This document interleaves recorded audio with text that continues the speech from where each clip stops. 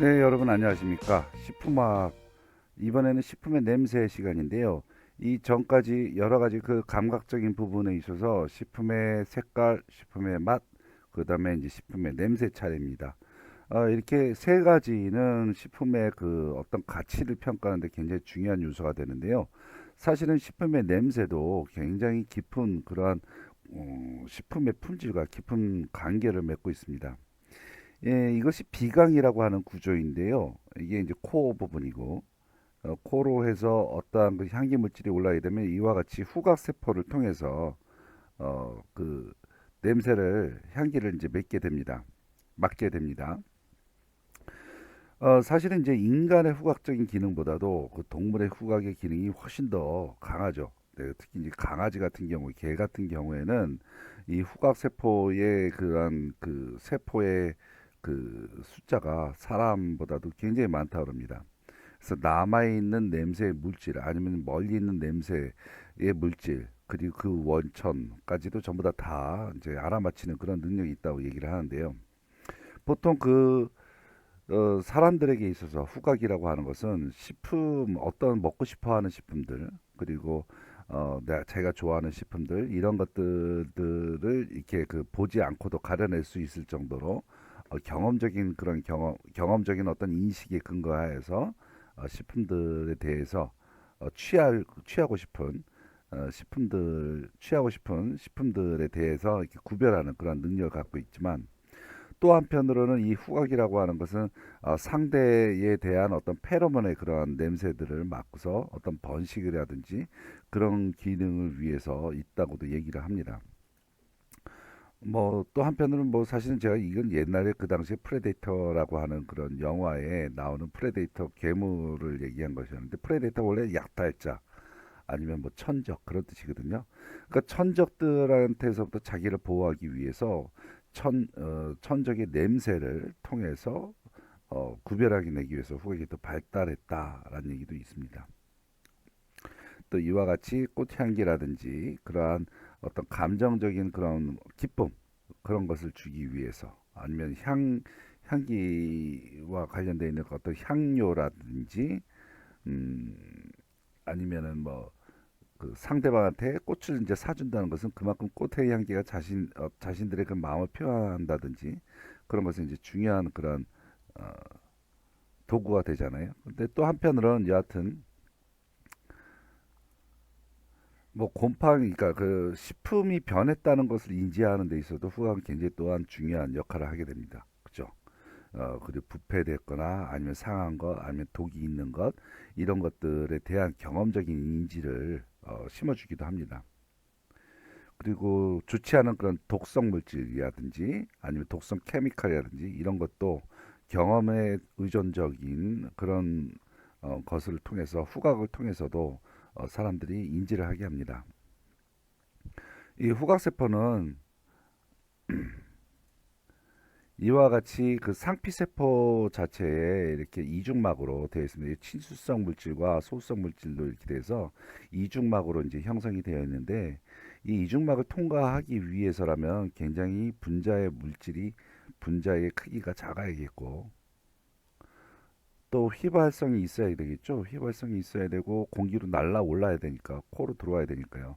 코로 냄새를 맡기 위해서 액체를 갖다 집어넣는 경우는 없죠. 대부분 휘발되어져서 들어가기 때문에 그래서 여기에서 그 어떠한 그 후각 물질들이 잡 후각 물질을 잡는 수용체가 존재를 하고 이 수용체를 통과하면서 세포에 도달하여지고 그다음에 신경세포를 통해서 뇌로 전달이 된다고 합니다. 냄새와 화학 구조의 관계를 밝히는 연구는 예부터 이루어져서 많은 가설이 제기가 되었지만 분자의 크기와 어떻게 생겼느냐 하는 그 형태로 냄새의 질이 결정된다는 암호의 입체 확설이 일반적으로 받아들이고 있다고 합니다.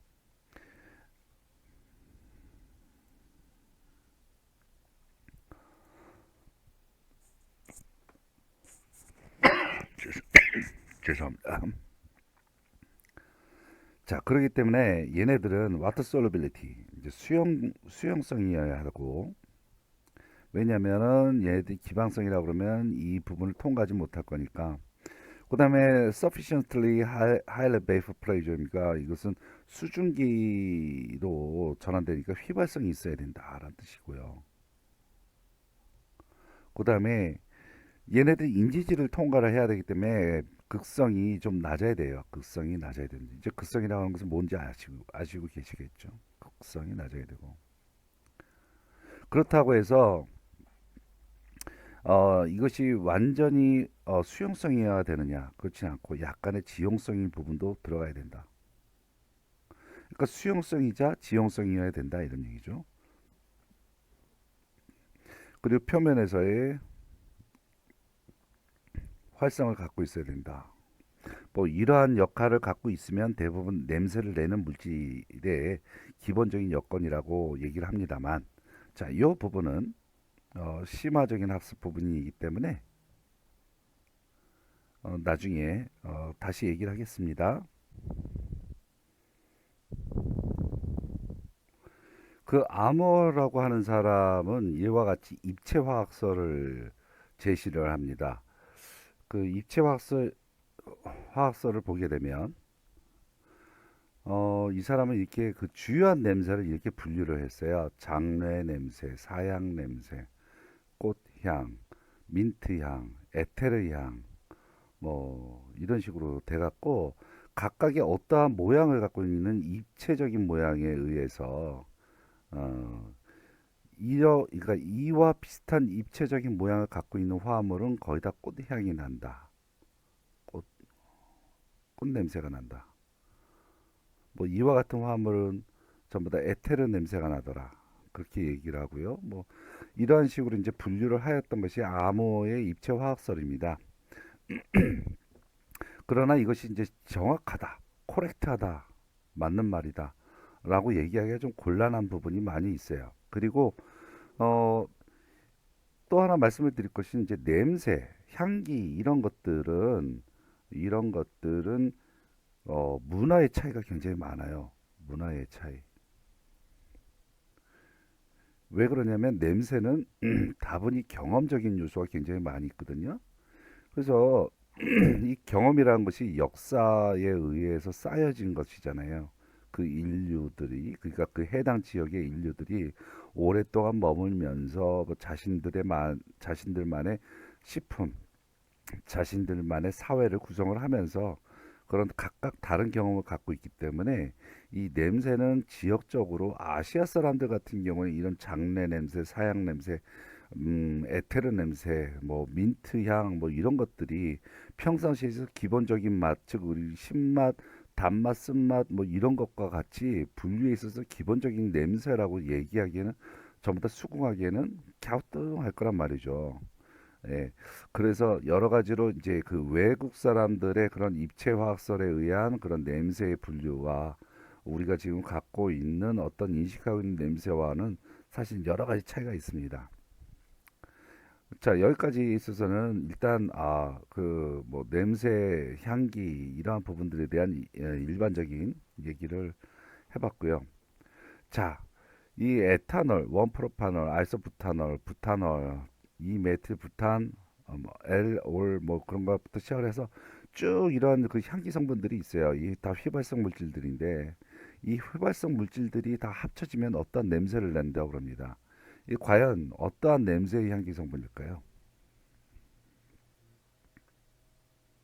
알고 보면 바로 이게 사과의 냄새라고 합니다. 이 사과에서 사과 냄새 같이 느껴지는 것에는 이와 같이 여러 가지 화합물들이 있어요. 그렇기 때문에 이 냄새, 이 그 식품의 냄새 이 챕터에 있어서 가장 좀 애매함이 있는 것이 무엇이냐면 어떠한 식품의 냄새다. 그랬을 때 정확하게 이 냄새를 이루고 있는 주요한 물질은 무엇이다라고 딱 확언할 수 있는 것이 그렇게 많지가 않아요. 그러니까 냄새를 이루는 데 있어서 어떤 주요한 식품의 냄새를 이룬 것은 이와 같이 굉장히 다양한 그런 물질들이 합쳐져서 냄새를 나기 때문에 이것을 딱딱 1대1 매치를 하기는 사실 애매한 점이 많습니다. 근데 텍스트가 그 여러분 교재 안에서는 이러한 그 1대1 매칭 시스템으로 어 되도록이면 이렇게 만들려고 교재들이 되어 있으나 이 교재들이 각각 그 지향하고 있는 점이 좀 다르기 때문에 몇 가지 진짜 확실한 어떤 것들 외에는 나머지 부분들은 그냥 참고만 하시는 것이 좋을 것 같다 생각이 들어요. 자, 식품의 냄새는 좋은 것과 불쾌한 것이 당연히 있죠. 식품의 기호적, 경제적 가치는 일반적으로 그 식품의 영양가보다도 오히려 아까 얘기했지만 냄새나 맛, 여기에다 뭐 색깔까지 해서 결정되는 경우가 많이 있습니다. 식품의 냄새는 저장, 가공, 조리 중에 변화되기 때문에 식품의 품질을 당연히 결정하는 데 중요한 요소죠. 이것은 나머지 맛이나 색깔도 마찬가지예요. 그죠? 저장, 가공, 조리 중에 다 변화되죠. 그리고 식품의 품질, 좋다, 나쁘다를 결정하는 데 있어서도 매우 중요한 요소들입니다. 모두 다. 후각을 자극하는 물질을 오더라고 얘기를 하고 쾌감을 주는 향기를 아로마, 프레그란스 그렇게 얘기를 합니다. 불쾌한 냄새를 스멜, 스팅크, 말 오더 그렇게 얘기를 하고 그다음에 유익한 향료를 퍼퓸 아니면 아로마티스 그렇게 얘기합니다. 모두 다 한 번쯤은 다 들어본 그런 단어이들 겁니다. 하지만 뉘앙스가 좀 차이가 나니까 적절하게 사용하시는 것이 좋을 것 같고요. 냄새는 식습관과 매우 큰 관계가 있고 성분의 농도에 따라서 바뀌기도 합니다. 그렇지만 이게 휘발성이 있기 때문에 성분의 농도라고 얘기를 하는 이 부분들은 사실은 굉장히 애매한 부분이 많아요. 보통 농도라 그러면 액체 식품을 갖다 얘기를 하는데 이 휘발성이 있는 것들은 농도라고 단언하기는 굉장히 힘든 부분이 있어요. 자, 여하튼 교재 안에 있는 것들을 이제 다 모아서 보면은 아밀 포메이트는 사과나 복숭아, 파인애플은 에틸 아세테이트, 배 사과는 아이소아밀 아세테이트, 그다음에 배는 아이소아밀 포메이트, 메틸 부틸레이트, 그다음 메틸 시나메이트, 샐러리는 세나로라이드 이런 것들이 있어요. 근데 이런 부분들에서 에테르 계열입니다. 대부분 에테르나 아세틱 애시드 계열 뭐 그런 것들인데 신맛과 달콤한 향기를 이제 갖고 있는 것들입니다. 그런데 이러한 부분들에 대해서 기출되어진 부분들은 없어요. 그냥 그렇구나라는 정도만 어느 정도 알고 계시고요. 그 외에 뭐 이제 어떠한 그 에테르라든지 뭐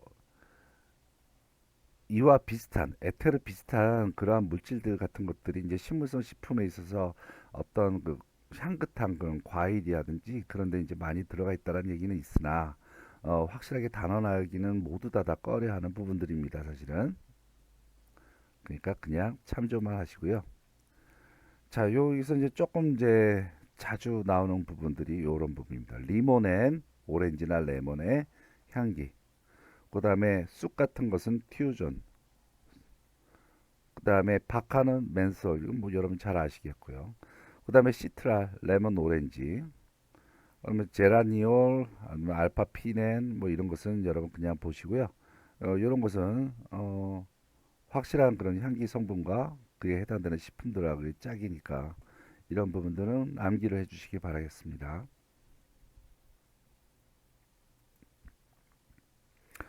그 다음에 사실은 요 부분들이 이제 자주 나오는데 식물성 식품의 향과 관계 있는 황화물입니다. 황은 S죠. S는 화합물에서 어떤 그 명칭으로 쓰이냐면 theo라고 하는 이름이 들어가 있거나 sulfur라고 하는 sulf라든지 뭐 앞뒤로 이렇게 붙기도 하고요. 그 다음에 어 메르캅탄이 있는데 메르캅탄 같은 경우에도 황화물이 관계가 있습니다. 그래서 객관 제가 좀 사실 뭐 학원식으로 강의를 한다 그러면 객관식에서 나왔었을 때 다음 중 식물성 식품의 향과 관계 있는 황화물인 것은 그렇게 나면 이 단어가 있는지 없는지를 보시면 됩니다. 영어로 대부분 가로쳐 갖고 영어도 같이 나오긴 하는데 이것은 TO라는 말로 그다음에 이건 설퍼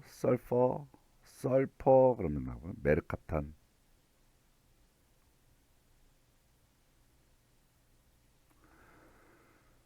주로 보시게 되면 야채 중에서도 야채 채소 중에서도 이제 약간 조금 그 향신료로 쓰이는 것들, 약간 매캐한 냄새를 갖고 있는 것들, 이런 것들이 이제 여기에 해당되는데, 알킬 아이소시오시아네이트 무겨자 고추냉이의 황화물의 이름이고, 얘네들 그 매캐한 냄새를 내고 있는 거죠. 여기 CO 여기 안에 들어가 있죠. 그다음에 마늘, 파, 양파, 부추에는 알킬 설파이드 들어가 있고요. 알킬 설파이드, 다이메틸 메르캅탄, 프로필 메르캅탄, 그다음에 S알릴 시스텐 설폭사이드, 메틸 메르캅탄, 프로필 메르캅탄, 이런 것들 전부 다 황화물이 들어가 있는 야채들 안에 들어가 있는 냄새 성분들입니다. 그다음에 사과 주스 같은 것은 알코올 성분들이 많이 들어있어요. 알코올. 그 외에 엠프로필 알코올, L아밀 알코올, L헥실 알코올 뭐 이런 것은 여러분이 생각하지 마시고 그냥 주스 안에는 알코올 성분, 그렇다고 해서 여러분이 이것이 알코올 음료가 아니기 때문에 그만큼 아주 소량으로도 여러분의 코를 자극하고 있는 거죠. 감기음료는 에스터류와 터페노이드 화합물이 주성분이다. 사실 이 두 화합물 전부 다 배운 거랑 마찬가지고요. 에스테르하고 에스테르 화합물, 에스테르, COO 같은 그런 화합물. 터페노이드는 이것을 카로티노이드에서 나왔어요. 자, 에틸 아세테이트, 에스 부틸레이트, 에틸 카르포레이트, 카프릴레이트 뭐 이런 것인데, 대표적인 뭐 리모넨, 시트랄 이런 것이 중요하고, 요 차라리 요것을 보시고요. 바나나도 역시 알코올 성분이 많아요. 올 이런 것이 많이 들어가 있죠. 하지만 그다지 뭐 얘네들 그냥 그렇게 한번 보시고, 감귤류는 리모넨, 시트랄 요 부분만 외우시면 될 것 같아요. 그다음에 채소류의 향기 성분, 잎, 뿌리, 열매. 그러니까 잎을 이용하는 대표적인 양배추 같은 것이고, 뿌리는 무나 와사비 같은 것이고, 열매는 겨자. 이러한 것들의 십자화과라고 하는 것은 전부 다 매운 식물들이에요. 매운 식물. 이것들도 전부 다 유황 화합물에 의한다. 아까 S에 해당되는 이름들 다 알고 계시죠? 그럼 양배추, 아이소사이오시아네이트, 티오. 이가 어떤 교재는 사이오라고도 얘기를 하고, 어떤 교재는 티오라고도 얘기하고, 예, 같은 거예요. 한국말로 번역을 하니까 그렇게 된 거지. THIO, 똑같은 말입니다. 양파, S프로페닐, L시스테인, 설폭사이드, 여기 또 나오죠. 마늘, 티오, 설피네이트, CO, 설포네이트, 이런 것이 효소 반응을 받아서 분해돼서 나중에 알레신이 된다. 이 알레신은 매운맛에서도 나오죠. 그럼 매운맛에도 나오지만 매운 향기에도 역시 관여하고 있네요. 그다음에 백겨자는 파라. 이거 피 앞에 있는 피자는 파에 파라. 화학식에서 피가 나왔다. 원래는 이탈리체로 기울여서 이렇게 쓰는 겁니다. 파라. 파라 하이드록실 벤질 아이소시오시아네이트. 흑겨자는 알릴 아이소시오시아네이트. 표고버섯 렌사이오닌. 표고버섯은 외우십시오. 자, 그럼 얘네들 다 퉁쳐갖고 채소류의 향기 성분 결국은 답이 뭐예요? 이것도 S와 관련이 있어요. 그리고 S가 떴다 그러면 매운 거 생각하세요. 매운 거. 그러니까 채소에도 성기 성분이고 매운 채소에도 향기 성분이에요. 전부 다 S에 관련돼 있다. 황과 관련이 돼 있다. 자, 그러면 동물성 식품의 냄새 성분을 살펴보시면 아주 이거는 시험에 자주 나오는 거예요. 자극적인 비린내, 트리메틸 아민. 그래서 이것을 약자를 TMA, 그래서 TMA예요. 자, 이것을 생소롭다고 생각하지 마세요. 이것은 앞에 있는 맛성분에서도 나왔어요. 트리메틸 아민 산화물 얘기가 나왔었어요. 이것은 트리메틸 아민 옥사이드라고 해서 이것의 약자는 TMAO예요.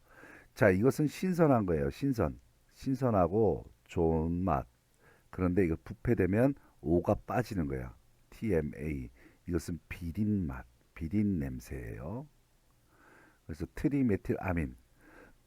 자, 이것은 이 앞에 단서를 붙여야 됩니다. 해수어. 해수어의 비린 맛은 TMA다. 이렇게 외우셔야 돼요. 해수어의 비린 냄새는 TMA다. 자, 그럼 담수어, 민물고기 담수어. 담수어는 아니란 얘기잖아요. 담수어는 뭐냐? 피페리딘. 피페리딘. 담수어의 비린 냄새는 피페리딘. 자, 그 다음에 육류입니다. 육류는 휘발성 아민유와 활성 지방산에서 나오는 카르보닐 화합물이나 황화수도 수소나 메틸 메르캅탄 아까 얘기했죠? 그런 황화합물이다. 만일 육류를 당이 존재하는 상태에서 가열하게 되면 스트레커 반응 어디서 나왔더라 이거 스티커 반응 이거 마이알 반응하고 그런 것에서 나왔었죠. 그래서 생겨나는 알데하이드다. 즉 육류는 카르보닐 화합물, 황화합물, 알데하이드 이런 데서부터 육류의 냄새가 나온다. 자, 그 다음에 우유, 신선한 우유는 아세톤, 아세트알데하이드, 부티르산, 메틸설파이드 이런 것들이 있는데 부패되면 휘발성 카르보닐 화합물의 생성량이 증가된다. 광산에 의해서 부패는 일광치라고도 얘기를 하고 자, 여기까지. 그 다음에 자, 요건 잘 나옵니다. 버터는 아세토인 다이아세틸. 자, 이것이 버터의 냄새이고 치즈는 메사이오닌에서 나오는 에틸 메탈 메틸 메르캅타 프로피오네이트인데 뭐 치즈는 넘어갑시다. 자, 그다음에 혹시나 해서 여러분한테 말씀을 드리는데 프로피온이라고 하는 글자 프로피 이것이 프로피온에서부터 나오는 건데 프로피온산이라고 하는 것은 대부분 곰팡이에 의해서 발생되어지는 발효 산물이에요. 근데 이 곰팡이 사실 치즈 어디서 만들어져요? 치즈를 만드는 원동력은 뭐예요? 곰팡이에요. 페니실린.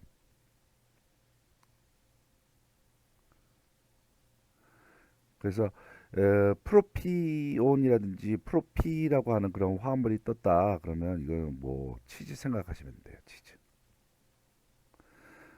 또 한편으로 재미있는 것이 뭐냐면 이 곰팡이가 생성되는 이런 프로피오네이트라든지 이런 화합물이 사실 또 곰팡이를 죽이기도 합니다. 어, 그래서 얘네들은 프로피오네이트라고 하는 그런 것은 곰팡이를 죽여주는 그런 어, 항균 역할도 같이 하고 있어요. 지금 뭐잘 어, 와닿지 않을지 모르겠습니다. 자, 의외로 냄새 성분은 좀 까다로운 면이 없지 않으나 실제적으로 외워야 될 대상들은 그렇게 많지는 않아요.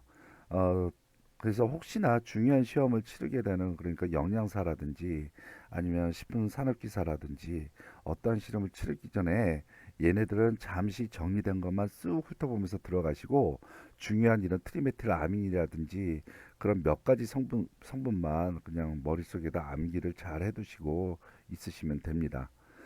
이렇게 해서 왜냐면은 냄새 성분 자체가 굉장히 까다롭고 여러 가지 냄새 성분이 합쳐져서 하나의 냄새 성분을 이루기 때문에 이것은 저것이다라고 딱 이렇게 1대1 매칭을 하는 그런 시스템이 되게 힘들기 때문에 그런 것이죠. 자, 그래서 냄새 성분 이렇게 하나의 강자로서 매칭을 합니다. 여러분 수고하셨습니다.